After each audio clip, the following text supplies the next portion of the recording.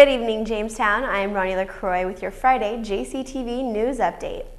Just a reminder, the Collegian newspaper's biggest issue, the BFI, hit newsstands today. You can pick up the Collegian at various spots around the community or right here on Jamestown College campus. Jamestown College accounting students are offering volunteer income tax assistance for low-income and elderly taxpayers. The students will prepare tax returns by appointment from 10 a.m. to 4 p.m. on Saturdays, February 5th, 12th, 19th, and 26th in the Unren Sheldon Center on Jamestown College campus. Appointments are required and can be made by calling 253-4468. If there's no answer, just leave a message and they'll return your call. Appointments can also be made by sending an email to vita@jc.edu. The service is free. Federal and state returns are filed electronically, and taxpayers should bring all tax documents such as Social Security cards, W-2s, 1099s, information regarding retirement plan contributions, child care, purchasing a new home, and statements for property taxes and interest paid on a home. Bring a voided check or a savings account number for any direct deposit of refunds.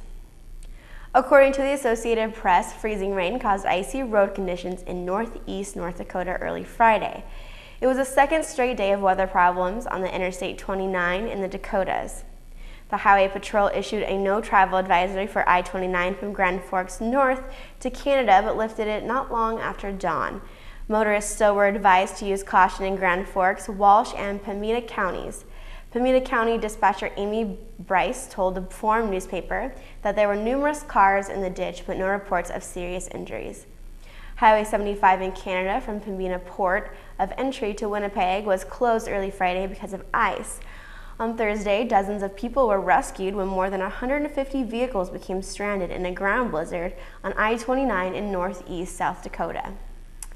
On the international scale, the Associated Press reported from Cairo that menacing gangs backing President Hosni Mubarak attacked journalists and human rights activists Thursday in an ugly turn in Egypt's crisis as government opponents pushed supporters out of Cairo's main square in a second day of battles.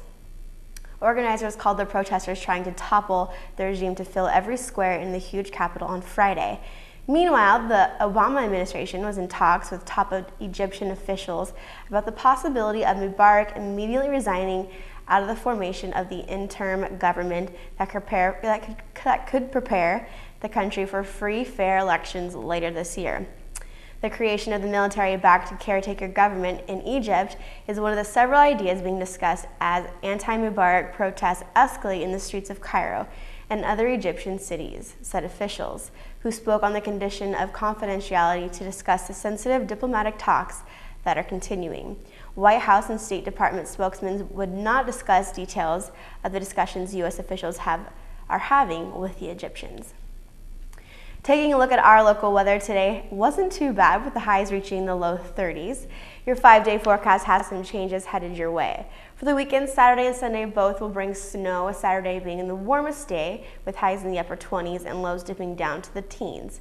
Sunday temperatures will drop into the mid-teens and lows going back down to the negatives. Heading into the work week, Monday we will see some sun again, but temperatures will be cold, highs of -6, lows of -10. Tuesdays will be one of those beautiful cold North Dakota days with sunny skies, but highs only around 2 degrees. And for Wednesday, expect partly sunny skies with highs right around the 0 mark. Well, last night, 16th ranked Jamestown College Wrestling piled up 4 pins and won 7 in the 10 matches to topple Minot State 34-9. The Jimmies, who improved 5-4 in duels, won the final 5 matches of the night after trailing 12-9 early. Nice job.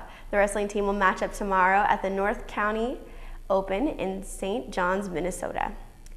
Basketball hits the court tonight against South Dakota Mines and Tech. The women tip off at 4 and the men at 6 in the Civic Center. Come out and support your Jimmies. Tonight is senior night for the basketball teams. Men and women's track will be competing this weekend in the Bison Open in Fargo. Today's event started at 3 and tomorrow the gun shoots at noon. Good luck to all our Jimmy athletes this weekend. Jesse Boyle will have those results for you on Monday. Well, that's all I have for you tonight, Jamestown. I am Rhonni LaCroix, connecting the campus with the community. Have a warm and fun weekend, and we'll see you on Monday.